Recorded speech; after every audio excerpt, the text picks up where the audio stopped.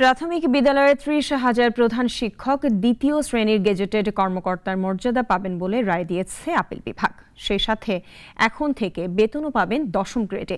শিক্ষকরা বলছেন সর্বোচ্চ আদালতের এমন রায় তাদের সম্মান বাড়িয়েছে। অলিউল রনির রিপোর্ট। ২০১৪ সালে সরকারি প্রাথমিক বিদ্যালয়ের প্রধান শিক্ষকদের দ্বিতীয় শ্রেণীর মর্যাদা দেয়া হলেও বেতনের গেজেট করা হয় তৃতীয় শ্রেণীর। এরপর বিষয়টি গড়ায় হাইকোর্ট পর্যন্ত। সেটিরই নিষ্পত্তি হলো দীর্ঘ ১ যুগ পর। বৃহস্পতিবার আপিল বিভাগ রিভিউ চূড়ান্ত নিষ্পত্তি করে। দেশের ৩০,০০০ সরকারি প্রাথমিক বিদ্যালয়ের প্রধান শিক্ষককে দ্বিতীয় শ্রেণীর গেজেটেড কর্মকর্তার মর্যাদা দেওয়ার রায় দেন। আগামী দিনে শিক্ষকরা যেন কোনো দলের হয়ে কাজ না করে সে আহ্বান জানান আইনজীবী। আজকে এই মামলাটা শুনানি হয়েছে এবং সরকার came forward to help them. Attorney general office came forward to support them এবং গভর্নমেন্টের এইটুকু সাপোর্ট না থাকলে এই মামলাটা ডিসপোজাল আরও অনেক দূরে হতো। এর রায়কে স্বাগত জানিয়ে শিক্ষকরা বলেন আপিল বিভাগ তাদের সম্মান বাড়িয়েছে। এ সময় অতীত থেকে শিক্ষা নেওয়ার কথাও জানান তারা।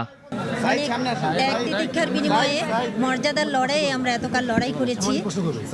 মহান আল্লাহর নিকট অশেষ কৃতজ্ঞতা। সারা দেশের সমস্ত প্রধান শিক্ষক যারা এটার প্রতি খুব ব্যাকুলভাবে ছিলেন সবাই আমাকে সমর্থন যোগাইছেন, সবাইকে আমরা অবশ্যই ধন্যবাদ জানাই। রায় লিখিতভাবে প্রকাশের পর দেশে সরকারি প্রাথমিক বিদ্যালয়ের প্রধান শিক্ষকরা দ্বিতীয় শ্রেণীর কর্মকর্তার মর্যাদা পাবেন। অলিউল রনি, নাগরিক, ঢাকা। দেশ জুড়ে তোলপাড় ওয়ালটন ফ্রিজ কিনে আপনিও হয়ে যেতে পারেন মিলেনিয়ার।